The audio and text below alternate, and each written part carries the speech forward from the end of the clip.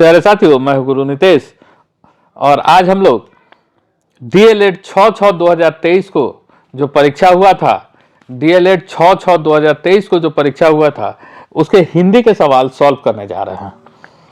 उसके हिंदी के सवाल को हम लोग आज सॉल्व करने जा रहे हैं। आपको जैसा कि पता होगा कि हिंदी में 25 सवाल आते हैं DLED में, बहुत ही आसान एक ही तरह सवाल आता है। तो अगर आप 5-7 सेट भी बना लेते हैं तो आप 25 में 20-22 ला सकते हैं। तो DLED के हिंदी के सवाल को आज हम लोग सॉल्व करने जा रहे हैं, जिसका एग्जाम 6/6/2023 को हुआ था। सवाल कहता है कि कर्म के अनुसार क्रिया के कितने भेद हैं, है ना। तो कर्म के अनुसार क्रिया के 2 भेद होते हैं, है ना। कर्म के अनुसार क्रिया का जो होता है 2 भेद होता है। एक होता है सकर्मक क्रिया और दूसरा होता है अकर्मक क्रिया। ठीक है, अकर्मक क्रिया। वहीं अगर आप प्रयोग के आधार पर क्रिया के भेद की बात करेंगे तो प्रयोग के आधार पर क्रिया के 4 भेद होते हैं: संयुक्त क्रिया, सहायक क्रिया, प्रेरणार्थक क्रिया और पूर्वकालिक क्रिया, है ना। तो प्रयोग के आधार पर कर्म क्रिया के 4 भेद होते हैं, लेकिन कर्म के अनुसार क्रिया के 2 भेद होते हैं: सकर्मक क्रिया और अकर्मक क्रिया। अगला सवाल आपसे कहता है नाविक शब्द का संधि विच्छेद है ना। नाविक शब्द का संधि विच्छेद है, क्या होगा नाविक शब्द का? तो नाविक शब्द का संधि विच्छेद होगा नय जोड़ इक, है ना। नय जोड़ इक जो होगा यह होगा नाविक शब्द का संधि विच्छेद, आपको होगा नय जोड़ इक। ठीक है, यह अयादी संधि है ना। यह क्या है? अयादी संधि है। अयादी संधि का मतलब कि जब ए, अ, ओ, औ, है ना, के बाद अगर कोई स्वर आता है तो ए का अय हो जाता है ना। बड़ी ए का आयु हो जाता है ना। ओ का अम हो जाता है ना, और औ का आव हो जाता है। ठीक है, यह अयादी संधि का रूल होता है। ठीक है, अगले सवाल की तरफ हम लोग बढ़ते हैं।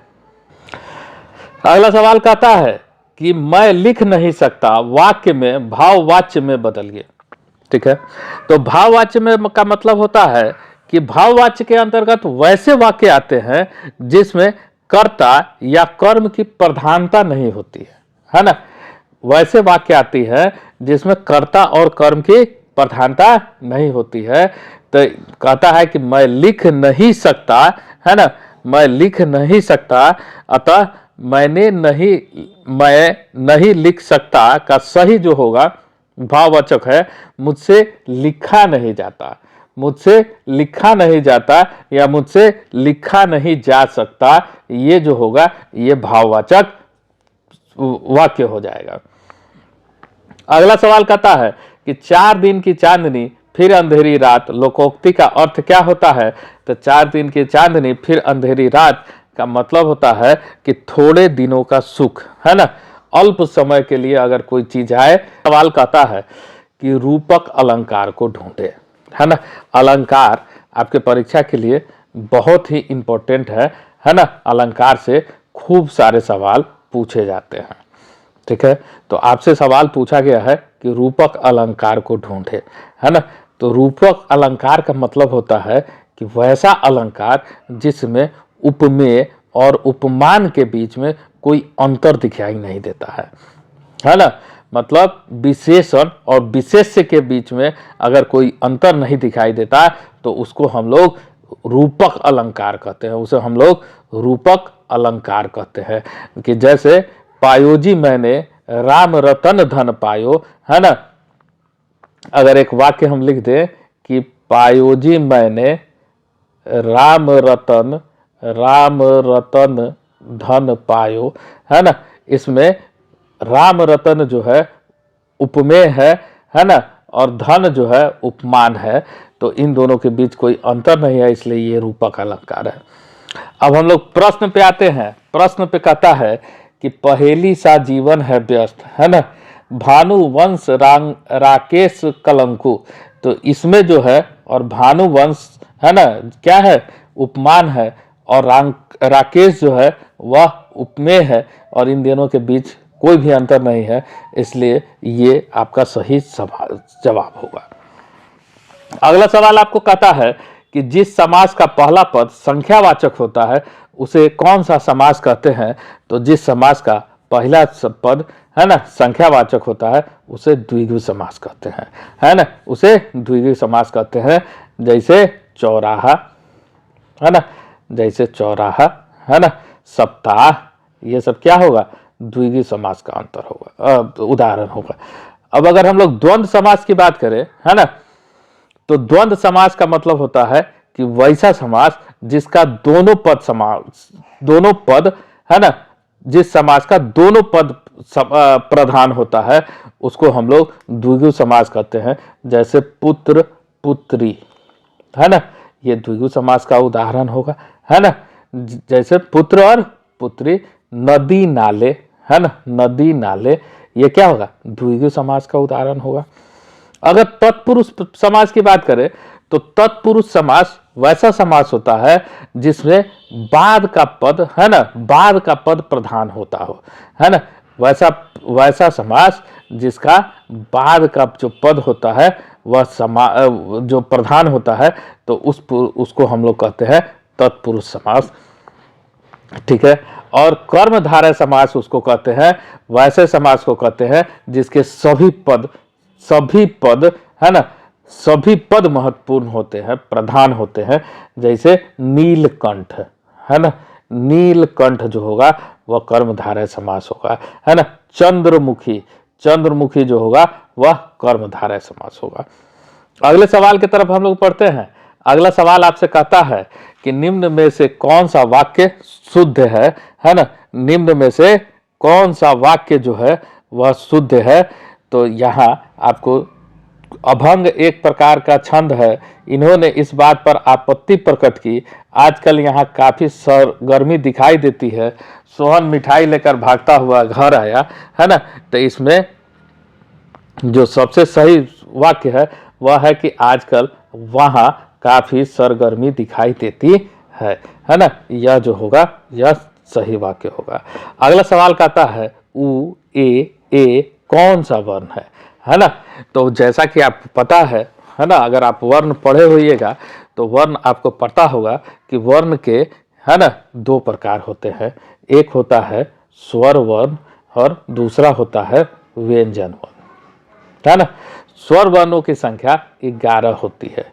अब यह स्वर वर्ण 3 प्रकार का होता है, एक होता है हर्ष स्वर, दूसरा होता है दीर्घ स्वर, तीसरा होता है प्लुत स्वर, है ना। तो हर स्वर जो होता है वह 4 होता है। वैसा स्वर जिसके उच्चारण में, है ना, जिसके उच्चारण में पपनी आप जो बंद करते हैं उतना ही समय लगे, है ना, पपनी को मलकने में जितना समय लगता है उतना ही समय लगे, उसको हर्ष स्वर कहते हैं। दीर्घ स्वर वैसा स्वर जिसमें हर्ष से दुगुना समय लगता है, मतलब इसमें 2 मात्राएं होती है। और प्लुत स्वर जिसमें दीर्घ से ज्यादा समय लगता है, मतलब इसमें 3 मात्राएं होती है। तो इसका सबसे अच्छा उदाहरण, प्लुत का सबसे अच्छा उदाहरण होगा ओम, ठीक है। अब आप देखिए उ ए है ना, इसमें क्या है, दो मात्राएं हैं, है ना। तो ये कौन सा स्वर होगा, ये होगा दीर्घ स्वर, है ना। कौन सा स्वर होगा, दीर्घ स्वर, है ना। तो स्वर में, हर्ष स्वर में चार आती है और दीर्घ स्वर में 7 है। दीर्घ स्वर की संख्या 7 है। दीर्घ स्वर में आ, ई, उ, ए, ओ, औ, ये सारा जो होता है वो दीर्घ स्वर होता है। अगला सवाल कहता है मैं अंधा भी देख रहा हूं रोती हो तुम रोती हो, इस पंक्ति में कौन सा अलंकार है ना, इस पंक्ति में कौन सा अलंकार है, ठीक है। तो जैसा कि आपको पता है, पहला भी हम आपको बताए हैं, अलंकार आपके लिए इंपॉर्टेंट है। अलंकार का मतलब होता है अलंकृत करना, मतलब सजाना, है ना, सजाना। तो इसमें आपको जो अलंकार होता है ना, वह मुख्यतः 3 तरह का होता है, शब्द अलंकार, अर्थालंकार और अभयालंकार, है ना। तो जैसे कि नाम से पता है, शब्द से अगर कोई अलंकारित होता है तो शब्दालंकार के अंतर्गत आएगा, अर्थ से कोई वाक्य अगर अलंकारित होता है तो अर्थालंकार के अंतर्गत आएगा, और अगर दोनों मिलाकर किसी को अगर अलंकृत किया जाता है तो वह जो होता है वह हमेशा उभयालंकार होता है। तो इसमें कहता है मैं अंधा भी देख रहा हूं, रोती हो तुम रोती हो, है ना। तो इसका मतलब इसमें आपको स्पष्ट रूप से आपको देख के यह समझ में आ रहा है कि इसमें विरोधाभास है ना। तो इसका मतलब यह विरोधाभास अलंकार होगा, ठीक है। अगले सवाल की तरफ हम लोग बढ़ते हैं। अगला सवाल हमारा कहता है पद्मावती सब सखी बुलाई, मनु फुलवारी सबे चली आई, है ना। पद्मावती सब सखी बुलाई, मनु फुलवारी सबे चली आई, इस पंक्ति में कौन सा अलंकार होगा? इस पंक्ति में कौन सा अलंकार होगा? तो इस उत्प्रेक्षा अलंकार होगा, है ना। इस पंक्ति में क्या होगा? उत्प्रेक्षा अलंकार होगा। और आपको यह बता दे कि उत्प्रेक्षा अलंकार के अंतर्गत अगर कहीं भी किसी भी वाक्य में, है ना, उत्प्रेक्षा अलंकार के अंतर्गत अगर कहीं भी किसी भी वाक्य में आपको मानो, है ना, आपको किसी भी वाक्य में मानो, ठीक है, जानो, ठीक है, जनु, मनु इत्यादि शब्द आपको दिख जाए तो वह हमेशा उत्प्रेक्षा अलंकार के अंतर्गत आता है। तो यहाँ देखिए आपको मनु लिखा हुआ है, इसमें पद्मावती सब सखी बुलाई, मनु फुलवारी सबे चली आई, तो इसमें क्या है? मनु है। तो आपको ये क्या होगा? उत्प्रेक्षा अलंकार के अंतर्गत आएगा। अगला कहता है कि काव्य की आत्मा किसे कहा जाता है ना, इसकी भावनाओं को समझ सके। अर्थात अगर मनोवेग से आपके सुखद संचार का अनुभूति होता है तो आपको क्या होता है कि वह काव्य को जीवित कर देता है। मतलब मनोवेग से अगर सुखद संचार होता है मतलब काव्य में रस जो होता है वह काव्य की आत्मा होती है। और सबसे अच्छा रस जो होता है वह व्यंग्यार्थ भाव होता है, व्यंग होता है, जिसमें सबसे अच्छा रस होता है। तो इसका मतलब काव्य की आत्मा व्यंग्यार्थ है। इसका मतलब काव्य की आत्मा व्यंग्यार्थ है, ठीक है। अगला सवाल देखिए, फिर से रस पे आ गया, है ना। कहता है निम्नलिखित में से किस रस को रसराज कहा जाता है ना। निम्नलिखित में से किस रस को रसराज कहा जाता है ना। तो रसराज की संज्ञा जो दी गई है वह श्रृंगार रस को दी गई है। श्रृंगार रस को सभी रसों का राजा कहा गया है। श्रृंगार रस में दो पक्ष होते हैं, है ना। श्रृंगार रस को रसों का राजा कहा गया है। श्रृंगार रस में दो पक्ष होते हैं, एक होता है संयोग का रस और दूसरा होता है वियोग का रस, है ना। एक होता है संयोग का रस और दूसरा होता है वियोग का रस। तो श्रृंगार रस को जो है ना रसराज की उपाधि दी गई है। अगले सवाल की तरफ हम लोग बढ़ते हैं।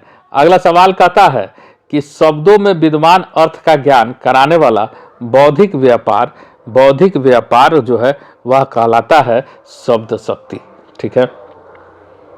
अगला सवाल आपसे कहता है, फिर से समास पर क्वेश्चन आ गया है कि अगला सवाल कहता है कि प्रतिकूल में कौन सा समास है ना। तो प्रतिकूल में कौन सा समास है? तो आपको हम पहले ही बताए थे, है ना। अभी पहले सवाल में ही हम लोग पहले या दूसरे सवाल में इसको चर्चा किए थे कि द्वंद्व समास में क्या होता है कि दोनों पद प्रधान होता है ना। तो प्रतिकूल जो है वह द्वंद्व समास नहीं है। कर्मधारय समास में, है ना, कर्मधारय समास में क्या होता है कि सभी पद प्रधान होता है। जैसे कि आपको बताए थे चंद्रमुखी, है ना। द्विगु समास से आपका सवाल था। द्विगु समास में, है ना, जो पहला पद होता है वह संख्यावाचक होता है, जैसे कि सप्ताह, है ना। और अव्यय भाव में जो होता है जिसका प्रथम पद प्रधान होता है, इसमें अगर कहीं भी किसी शब्द के साथ प्रति जुड़ा हुआ रहे तो वह हमेशा अव्ययी भाव होता है, क्योंकि वह कुल है कुल, प्रतिकूल, इसका पहला जो शब्द है प्रति, यही प्रधान है, इसीलिए इसको अव्ययीभाव समास कहते हैं। तो हमेशा याद रखना है कि किसी भी शब्द के पहले में अगर प्रति लगा हुआ है ना, प्रतिकूल, प्रतिदिन, है ना, ऐसा कोई भी शब्द अगर आपको मिलता है तो वह हमेशा अव्ययीभाव समास होता है। ठीक है, अगले सवाल की तरफ हम लोग बढ़ते हैं। अगला सवाल कहता है कि इसमें कौन सा वाक्य अशुद्ध है ना, इसमें से कौन सा वाक्य अशुद्ध है। तो इसमें पहला कहता है कि आज उसके रहस्य का राज खुला। दूसरा कहता है धोबी ने चादरें अच्छी धोई। तीसरा कहता है यह सुंदरतम साड़ी है। चौथा कहता है घातक विष, सुंदर शोभा, बुरी कुदृष्टि, है ना। इसमें क्या है कि यह एक निरर्थक वाक्य है ना, इसका कोई अर्थ निकलता नहीं है, तो ये क्या है कि यह अशुद्ध है। अब देखिए फिर से आ गया आपका अलंकार। अलंकार का अगला सवाल कहता है उपमेय में उपमान के संशय को पैदा करने वाला अलंकार कौन है। उपमेय में उपमान के संशय को पैदा करने वाला अलंकार कौन है, तो वह कौन होगा, संशय, संदेह पैदा करने वाला, है ना, तो संदेह अलंकार होगा। अगला कहता है कि गाल बजाना मुहावरा का अर्थ है ना, तो गाल बजाना मुहावरा का अर्थ होता है डिंगे हाँकना, है ना। गाल बजाना मुहावरा का अर्थ होता है डिंगे हाँकना, तो इसका सही जवाब होगा डिंगे हाँकना। अगला सवाल कहता है कि शुद्ध वाक्य बताए। प्राण निकल गया, मुझे घर जाना है, लता मेरी लड़की है, यह छत पर से गिर गया, है ना। तो इसमें शुद्ध वाक्य कौन सा होगा, तो इसमें शुद्ध वाक्य होगा बी नंबर, मुझे घर जाना है ना। ये मुझे घर जाना है, यह जो होगा यह शुद्ध वाक्य होगा। अगला सवाल कहता है इतनी लगन से काम करने वाली मैं असफल नहीं हो सकती। रेखांकित शब्द में कौन सा पदबंध है ना, तो कौन सा पदबंध होगा, तो इसका सही जवाब होगा सर्वनाम पदबंध। इसका सही जवाब क्या होगा, सर्वनाम पदबंध, है ना। जब वाक्य में दो या दो से अधिक पद मिलकर भाव प्रकट करते हैं तो उसको हम लोग कहते हैं पदबंध कहते हैं, है ना। जब दो या दो से अधिक शब्द मिलकर भाव को प्रकट करते हैं तो उसको हम लोग पदबंध कहते हैं। ठीक है, उसको हम लोग क्या कहते हैं, पदबंध कहते हैं। और जब वह पदबंध सर्वनाम का काम करे तो सर्वनाम पदबंध कहलाता है ना। तो जब वह पदबंध सर्वनाम का काम करने लगे तो सर्वनाम का पदबंध कहलाता है। तो इतनी लगन से काम करने वाली मैं, है ना, ये सर्वनाम का काम कर रहा है, तो इसलिए यह हो जाएगा सर्वनाम पदबंध। अब कहता है अगला कि निम्नलिखित में से कौन सा काव्य का गुण नहीं है ना। इसमें से कौन सा काव्य का गुण नहीं है ना, तो इसका काव्य के 10 गुण होते हैं, है ना। 10 गुण होते हैं, श्लेष, प्रसाद, समता, माधुर्य, है ना, माधुर्य, सुकुमारता, अर्थ व्यक्ति, उदारता, ओज, कांति और समाधि। 10 गुण जो होते हैं वह काव्य के होते हैं। तो इन 10 गुणों में से जो नहीं है ना, इसका मतलब छंद जो है नहीं है, तो इसका सही जवाब होगा छंद। जी चुराना मुहावरे का अर्थ है, जी चुराना मतलब काम से भागना, जी चुराने का मतलब होता है काम से भागना। अब देखिए फिर से अलंकार आ गया, रूपक अलंकार, है ना। जो पहला क्वेश्चन था रूपक अलंकार, आपसे फिर से पूछ रहा है कि रूपक अलंकार है तर जाने तनुजा तट तमाल तरुवर बहुछाए, है ना। इसमें क्या है कि तो बार बार आपको आ रहा है, और जब एक ही वर्ण बार बार आता है तो उसको अनुप्रास कहते हैं, तो उसको क्या कहते हैं, अनुप्रास अलंकार कहते हैं। अगला कहता है मगन को देखी पट देती बार बार है ना। तो ये भी रूपक नहीं होगा, ये मानवीकृत अलंकार हो जाएगा।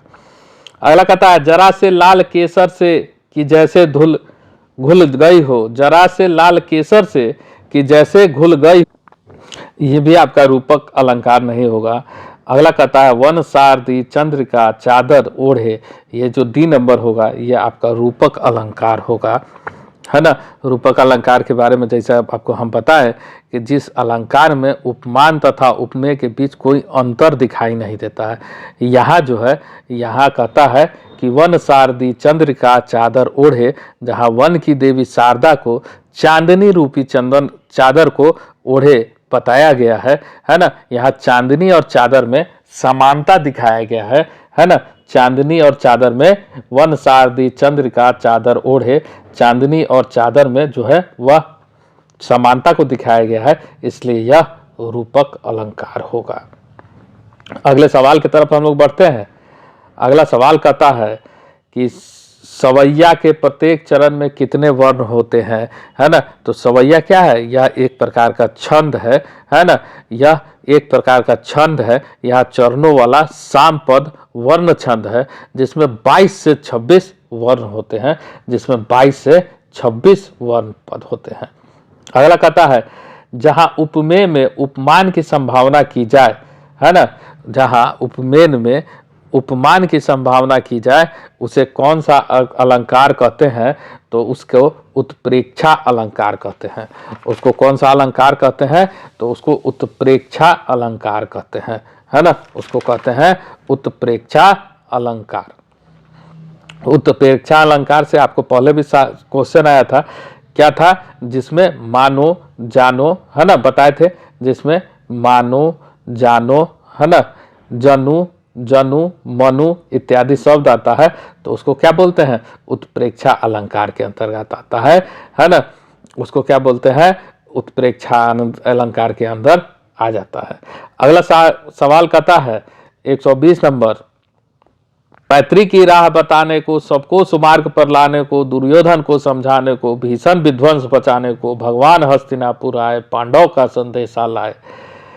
दो न्याय अगर तो आधा दो, पर इसमें यदि बाधा हो तो दे दो केवल 5 ग्राम, रखो अपनी धरती तमा, हम वही खुशी से खाएंगे, परिजन पर असी न उठाएंगे, दुर्योधन वह भी दे न सका, आशीष समाज का ले न सका, उल्टे हरि को बांधने चला, जो असाध्य था उसे साधने चला, जब नाश मनुष्य पर छाता है, पहले विवेक मर जाता है ना। ये रश्मि रथी की पंक्तियां हैं।